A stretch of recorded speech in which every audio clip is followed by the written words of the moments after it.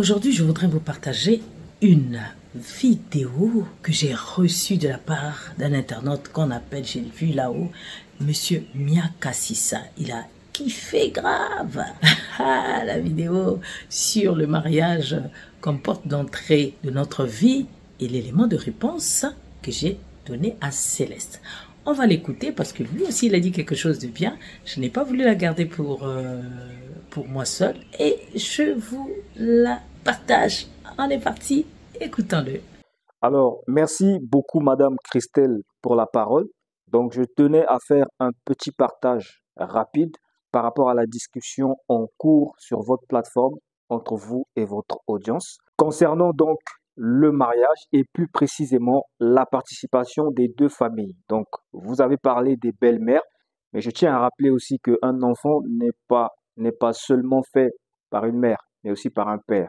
Donc, si on parle de belle-mère, on doit déjà pouvoir parler de beau-père et de famille, en fait. Voilà pourquoi je vais parler de l'importance de la participation des deux familles. Et comme tu peux le constater, je suis africain, donc je vais parler selon le prisme de la tradition africaine Congo. Et si tu es un Africain avec un minimum de conscience, tu sais très bien que l'un des plus mauvais services que nous nous sommes rendus, c'est de désormais voir, analyser et interpréter le monde selon le prisme occidental de ceux-là qui hier nous ont marginalisés et nous ont colonisés. Et je le dis parce que le questionnement même, le fait même de se poser la question, pourquoi devrait-on faire intervenir les belles-mères, relève même de la conception et de la manière de penser des Occidentaux. Un Africain qui est dans sa tradition, qui connaît sa tradition, ne peut pas se poser une telle question parce que c'est la chose la plus naturelle lorsque deux familles, deux personnes viennent à se marier, c'est que le minimum, c'est la participation des deux familles. Ça, si on était resté dans notre conception, dans notre façon de voir les choses, on ne peut pas se poser une telle question. Donc, on se pose cette question justement parce qu'on a choisi, on a adopté, on a apprivoisé le mode de pensée occidental qui veut que on épouse quelqu'un pour des raisons simplistes et sans profondeur. Le monsieur a de l'argent, je vais l'épouser, c'est mon problème à moi tout seul parce que c'est ma vie. La fille, elle est jolie, j'ai décidé de l'épouser et ça s'arrête là parce que c'est ma vie. C'est comme ça que réfléchissent les Occidentaux, si bien que certains finissent par épouser leur chien. Ce n'est pas moi qui te l'apprends. Et quand je dis ça, je ne tiens rigueur à personne, c'est leur culture. Ils ont le droit de pratiquer leur culture. Mais nous, Africains, nous avons aussi notre culture. Il n'est pas question que pour des questions sensibles comme ça, nous sortons hors de notre culture pour adopter des paradigmes qui sont contre notre identité. Et aussi, je n'en veux pas aux Africains et aux Africaines qui ont fini par adopter ce mode de pensée-là, c'est-à-dire que la personne que j'aime, la personne avec qui je me mets en couple, c'est mon problème exclusif. Ça me regarde moi et cette personne. Tout le monde, tout le reste est exclu pour des mauvaises raisons. Donc, c'est souvent, je l'aime, c'est souvent, il est beau, elle est belle, elle a de l'argent. Voilà les raisons pour lesquelles aujourd'hui les gens osent se marier. Donc, des raisons superficielles, fallacieuses, qui manquent de profondeur et les dégâts sont constatables. Et donc, le constat est que beaucoup d'Africains sont dans ce moule-là parce qu'ils ont été éduqués par la télévision, par les séries télévisées. Et aujourd'hui, on est en train de vous enseigner à la télé l'homosexualité. Donc, on ne va pas s'étonner que dans 10 ans, nos enfants puissent dire que c'est normal qu'un homme sorte avec un homme et qu'une femme sorte avec une femme. Bref, jusque-là, c'était juste pour dire que il y a une façon de penser pour les Occidentaux, il y a une façon de penser pour les Africains. Depuis que nous, Africains, avons adopté la façon de penser des Occidentaux, nous voyons les dégâts sur le terrain.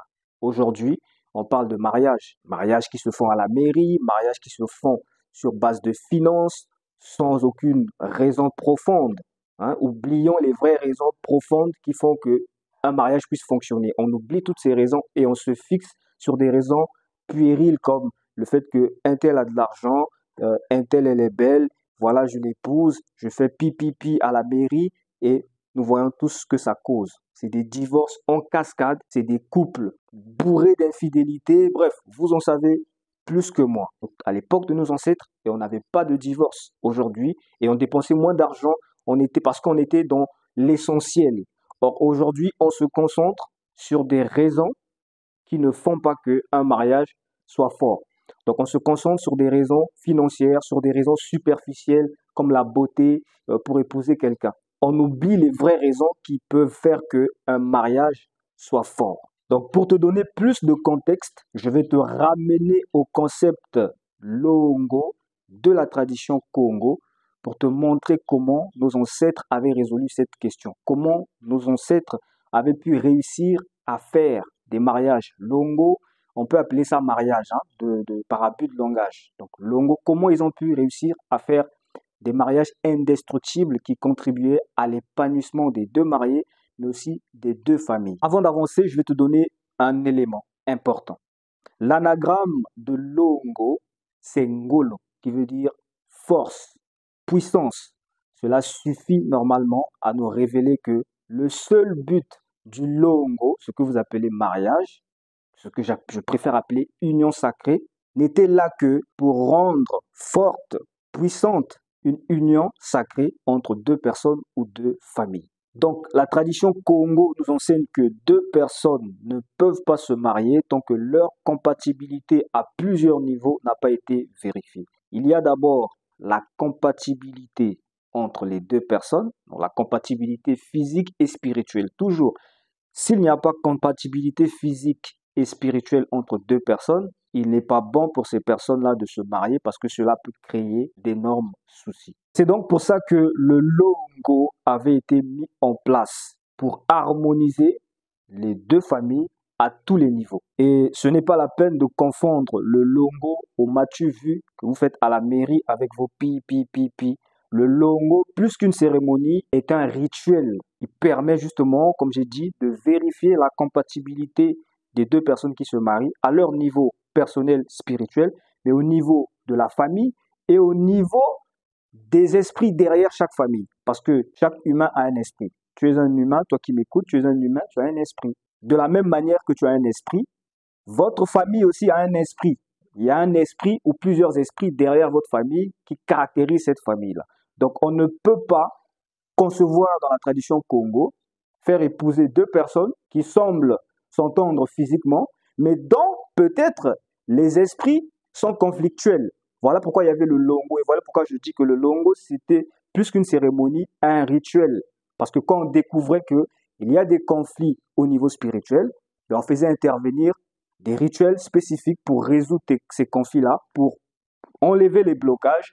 Et c'est ce qui faisait que quand les personnes se mariaient, ils ne pouvaient pas divorcer. Au contraire, ils étaient renforcés à tous les niveaux.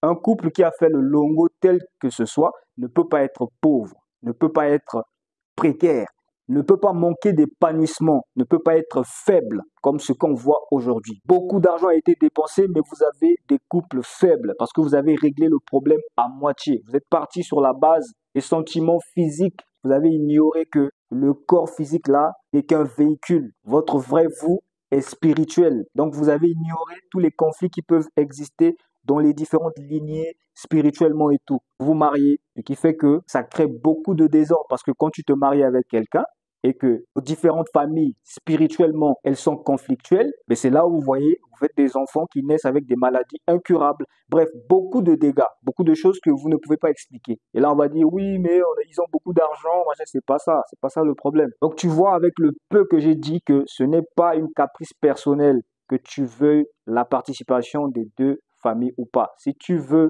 créer un couple fort, un couple qui va prospérer, un couple qui sera à l'abri des mauvais sorts, tu es obligé de faire cela. Parce que je le répète, quand je dis qu'il y a des esprits derrière la famille, c'est la peine d'extrapoler cela. Toi qui m'écoutes, je pense que tu es certain que tu as un esprit. De la même manière que tu as un esprit, il y a un esprit de famille aussi. Il y a un esprit même communautaire. Il y a un esprit derrière le pays qu'on appelle Congo. Ou bien il y a un esprit derrière le continent qu'on appelle Afrique. Donc, il y a le côté spirituel dans tout ce qui existe. Le malheur, c'est que nous pensons que peut se limiter aux aspects physiques pour prospérer. Donc, pour terminer, tu es libre de faire comme tu veux. Tu es libre de faire ton mariage à huis clos avec ton amoureux. Mais tu dois aussi être libre d'accepter les conséquences. Parce que vous vous mariez avec des gens, oui, ils paraissent gentils, ils ont les moyens, mais vous n'en savez rien de votre compatibilité spirituelle. Et tant que cet élément-là vous échappe, Bon, si c'est un hasard, par hasard,